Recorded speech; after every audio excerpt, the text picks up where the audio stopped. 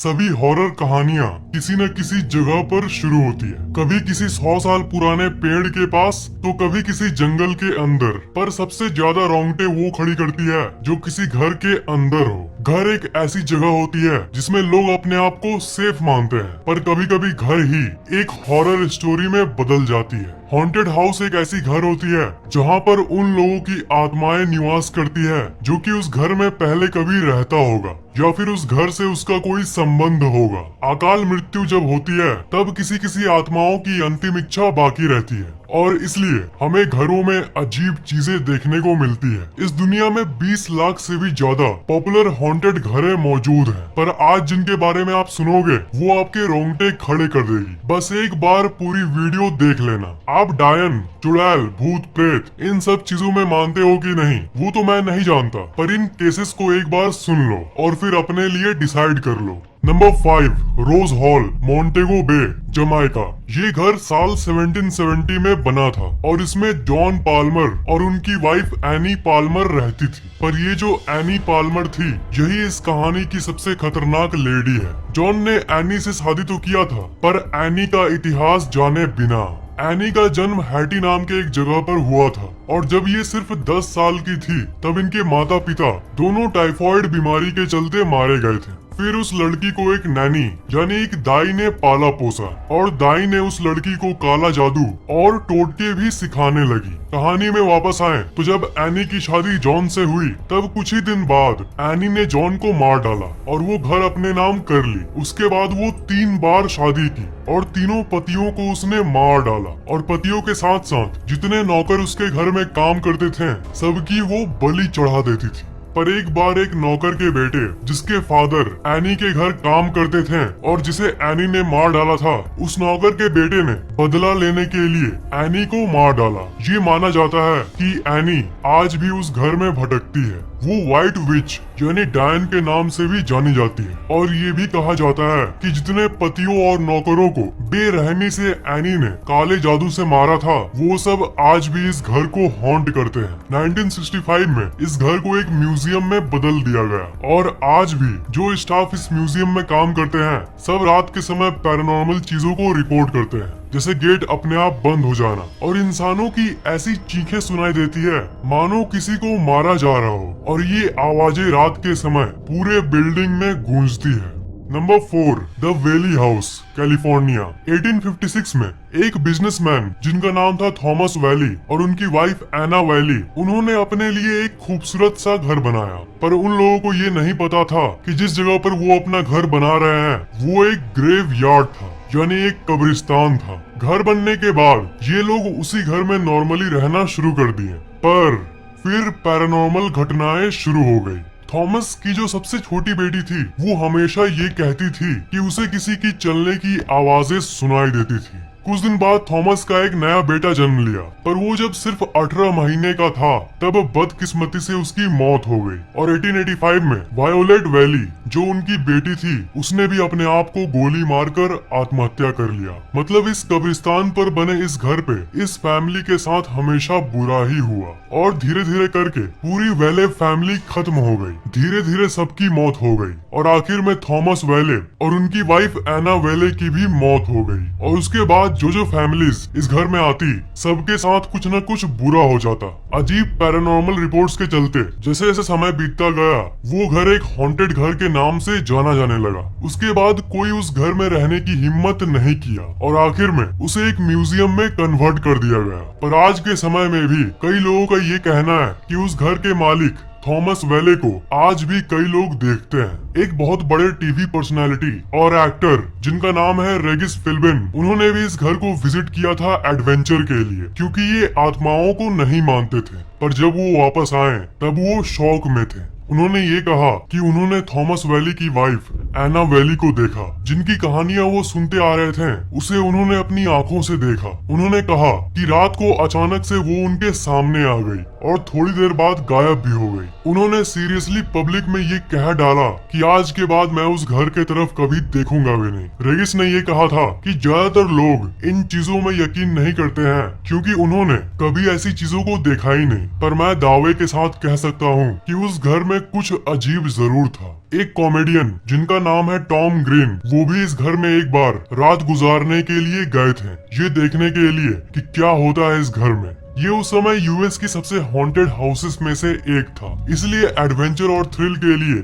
ये फेमस लोग उसमें जाते थे। टॉम ग्रीन ने ये कहा कि किसी बच्चे की चिल्लाने की आवाज उन्हें इस घर में सुनाई दे रही थी और बहुत डरावनी और अजीब आवाजें उस घर में गूंजती थी। उस समय जब वेले फैमिली जिंदा थी तब उनके पास एक डॉग था जिसका नाम था डॉली। तो आज के समय में जितने लोगों ने इस घर में विजिट किया है उनमें से कुछ लोगों ने एक डॉग को भी घूमते हुए देखा है जो रैंडमली अपीयर होता था और गायब भी हो जाता था। Number 3, बॉर्ली रेक्टोरी, England. बॉर्ली रेक्टोरी को इंग्लैंड की सबसे हॉन्टेड हाउस भी माना जाता है। इस घर में आज तक बहुत सारे परिवार रह चुके हैं। सभी परिवारों ने कई रोंगटे खड़े कर देने वाली इंसिडेंट्स को रिपोर्ट किया है। इस घर में हर फैमिली को हंसते हुए बच्चों की आवाजें, गाते हुए और चिल्लाते हुए लोगों की आवाजें सुनाई देती आई है। बहुत सारे विजुअल्स यानी आंखों से देखे जाने वाले फिगर्स को भी इन्होंने देखा है और पावरफुल अदृश्य ताकतों को भी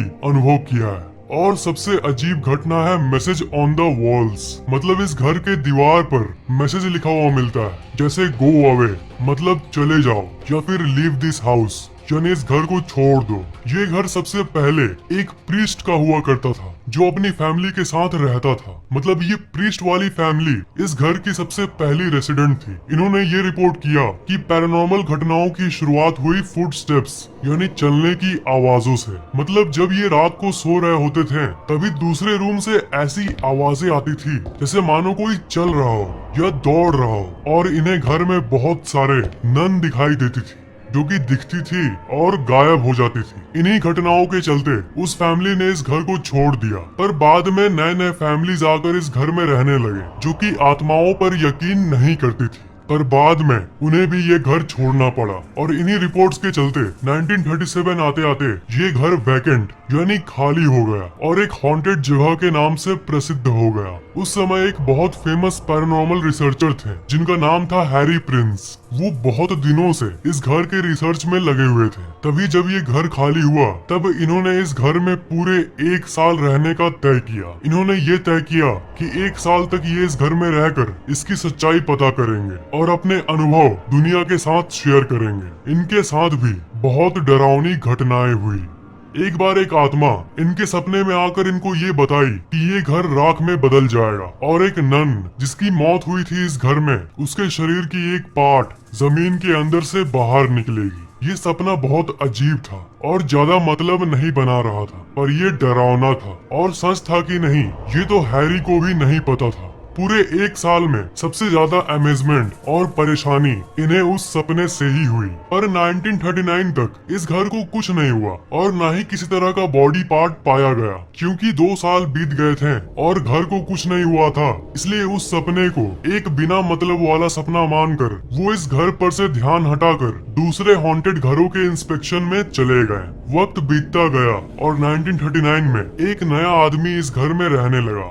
एक दिन अचानक इस घर के एक रूम में आग लग गई और आपको यकीन नहीं होगा कि राख के अंदर से हड्डियां पाई गई। वो हड्डियां उस नन की थी कि नहीं या किसी और की, ये कोई नहीं जान सका। उसके बाद उस घर के रूम को रिकंस्ट्रक्ट कर दिया गया, मतलब जो छोटा रूम जल गया था उस जगह नया रूम बनवा दिया गया और उन हड्डियों को अच्छी तरह से बरी कर दिया गया, मतलब दूर के एक बड़े कब्रिस्तान में प्रॉपर बरियल कर दिया गया ताकि उस नन की आत्मा को शांति मिले। उसके बाद आप मानो या ना मानो इस घर में भूतिया घटनाएं रुक गई और सब कुछ नॉर्मल हो गया।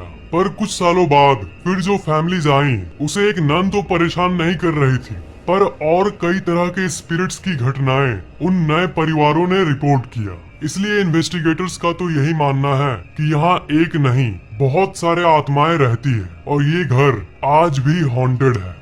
Number 2, Monte Christo homestead house, Australia. ये पूरे ऑस्ट्रेलिया देश की सबसे हॉन्टेड घर है और इस घर में अजीब हैपनिंग्स तब से होती आ रही है जब से ये बना था। इस घर को 1885 में बनाया गया था और तभी से इसमें हॉन्टेड एक्टिविटीज होती आई है। क्रॉले परिवार इस घर में रहने वाला सबसे पहला परिवार था और इन्होंने बहुत वियर्ड हैपनिंग्स को अनुभव किया था। इनके घर में एक नौकरानी काम करती थी। एक दिन अचानक वो सीढ़ी पर से फिसल गई थी, पर उसका ये कहना था कि वो फिसली नहीं थी, बल्कि उसे किसी अदृश्य शक्ति ने ढकेला था। पर क्रॉले फैमिली को लगा कि ये बढ़ा चढ़ाकर बोल रही है, पैर फिसल गया होगा इसका। इस घटना पर किसी ने उतना ध्यान नहीं दिया, पर जब वो ठीक होने के बाद वो फिर से काम करना शुरू कर दी, तब फिर से वो सीढ़ी के उसी जगह से गिर गई। पर इस बार उस नौकरानी ने पूरे दावे के साथ कहा कि सीढ़ी से वो गिरी नहीं थी, पर उसे कोई अननोन फोर्स बार बार ढकेल दे रहा था। उसके बाद जब वो नॉर्मल होकर काम करने आई तो एक बार फिर से वो सीढ़ी के उसी जगह से गिरी, पर इस बार वो इतनी जोर से गिरी कि अनफॉर्चुनेटली गहरी चोट के चलते उसी समय उसकी मौत हो गई। उस घटना के बाद जब एक दूसरी मेड काम करने आई तो बैल्कनी से गिरने के चलते उसकी भी मौत हो गई। उसका एक बेटा था, हैरोल्ड। उसका कोई परिवार नहीं था, सिर्फ उसके मदर के बदले, और उसका कोई नहीं था जिसकी अब मौत हो चुकी थी। तो फिर घर वालों ने इंसानियत के नाते उसके बेटे को रख लिया, पर एक एक्सीडेंट के चलते उसकी दिमागी हालत बिगड़ गई और वो मेंटली पागल हो गया और उसे घर के पीछे एक छोटे रूम में बांध कर रख दिया गया। घर वालों ने ये तय किया कि अगर कुछ दिनों में ये ट्रीटमेंट से ठीक नहीं हुआ तो इसे मेंटल हॉस्पिटल भेज दिया जाएगा। वो लड़का हर रात को किसी उल्फ जैसी आवाजें निकालता था और लोकल लोगों को ये लगता था कि घर के पीछे किसी मॉन्स्टर को रखा गया है। बाद में ठीक न होने के चलते उसे एक मेंटल हॉस्पिटल में भेज दिया गया और मेंटल हॉस्पिटल में जाने के कुछ दिनों बाद ही उसकी मौत हो गई। पर अजीब बात यह है कि आज के समय में भी हर रात भेड़िए जैसी आवाज लोकल लोगों को सुनाई देती है। और ये अजीब चीजें सिर्फ तभी तक नहीं चली जब तक क्रॉली फैमिली इस घर में थी। उसके बाद भी कई दूसरे परिवार इस घर में रहने आए। क्रॉली ने इस घर को कम दाम में एक दूसरे फैमिली को बेच दिया था और वजह वही थी, रात को घर के पीछे से आने वाली भेड़िए की आवाज, जो कि उस पागल लड़के के मरने के बाद भी आती थी। 1948 में जब एक नया परिवार इस घर में आया, आने के कुछ दिनों बाद ही उस परिवार के साथ अजीब घटनाएं होनी शुरू हो गई। आवाजें सुनाई देना तो कॉमन बात हो गई थी, पर हद तब हो गई जब एक दिन उस परिवार का एक सदस्य मरा हुआ मिला और उसे किसने मारा आज तक कोई नहीं जान सका। उसके बाद जो फैमिलीज आई उन्होंने भी कई तरह के परछाइयों को देखा। सभी ने घरों के अंदर लाइट्स और अदृश्य ताकतों को महसूस किया। बाद में जितने फैमिलीज आई वो इस घर के इतिहास सुनते ही इस घर को छोड़ देती थी। जो भी इस घर में जाता वो कुछ ही दिनों में इस घर को छोड़कर चला जाता। और आज की बात करें तो आज इसमें कोई रहता तो नहीं, पर ये घर आज भी ठीक उसी जगह पर खड़ा है।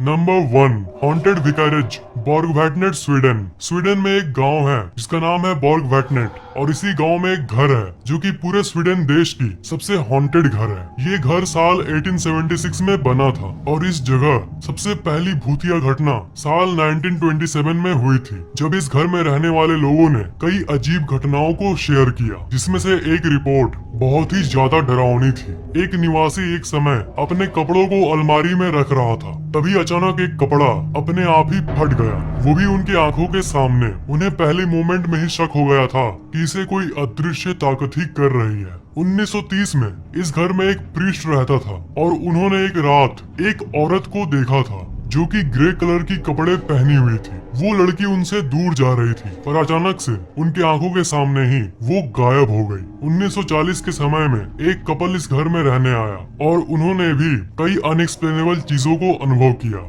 इन्हें अपने कमरों में चिल्लाने की आवाजें सुनाई देती थी और कमरे का सामान अपने आप ही हिलने लगता था। इस घर में इन कपल्स के बदले और कोई भी नहीं रहता था, पर एक सुबह उठकर इन्होंने ये देखा कि अलमारी रूम के एक कोने से दूसरे कोने में चली गई है और उसके अंदर के सारे कपड़े फटे हुए हैं। उस कपल से मिलने एक बार एक गेस्ट आई थी। रात को वो गेस्ट रूम में सो रही थी, तभी रात को 2:30 बजे के करीब उसकी नींद टूटी और उसने देखा कि 3 चुड़ैल जैसी दिखने वाली फिगर्स उस औरत के तरफ देख रही थी। तुरंत उसने लैंप जलाया, तब भी वो 3 फिगर्स इस औरत को देख ही रही थी। उसने चिल्लाने की कोशिश की पर उसके मुंह से आवाज नहीं निकल रही थी, पर कुछ सेकंड्स बाद ही पलक झपकाते ही वो 3 फिगर्स गायब हो गई थी और उसकी आवाज भी नॉर्मल हो गई। ऐसी अजीब घटनाएं इस घर में होती थी। 1945 के समय में एरिक नाम का एक व्यक्ति उस घर में अपने एक्सपीरियंसेस को एक जर्नल मतलब अपने डायरी में लिखने आया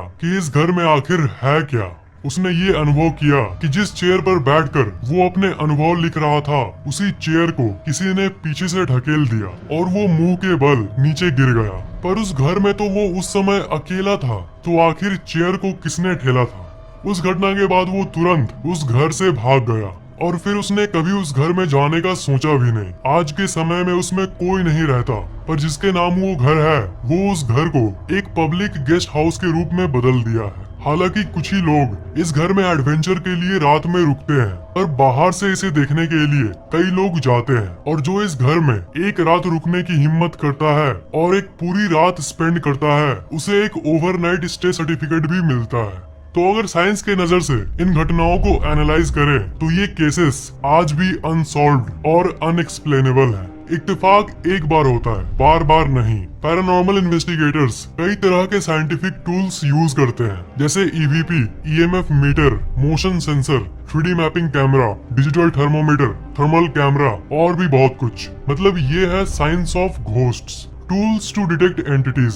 इसलिए हमें भूत और आत्माओं को नेग्लेक्ट करने के बदले, नकार देने के बदले, इन्हें एक साइंटिफिक तरीके से समझने की कोशिश करनी चाहिए। टेक्नोलॉजी, साइंस और रोबोट्स की इस दुनिया में आज भी ऐसी कई पैरानॉर्मल चीजें हैं जो कि विज्ञान के परे है। अगर आपको वीडियो इंटरेस्टिंग लगा तो नीचे कमेंट करना मत भूलना। इस वीडियो को लाइक करना बिल्कुल भी मत भूलना और शेयर जरूर कर देना। और अभी तक सब्सक्राइब नहीं किए हो तो सब्सक्राइब जरूर कर लेना और बेल आइकन को तो भूलना ही मत, उसे जरूर दबा देना।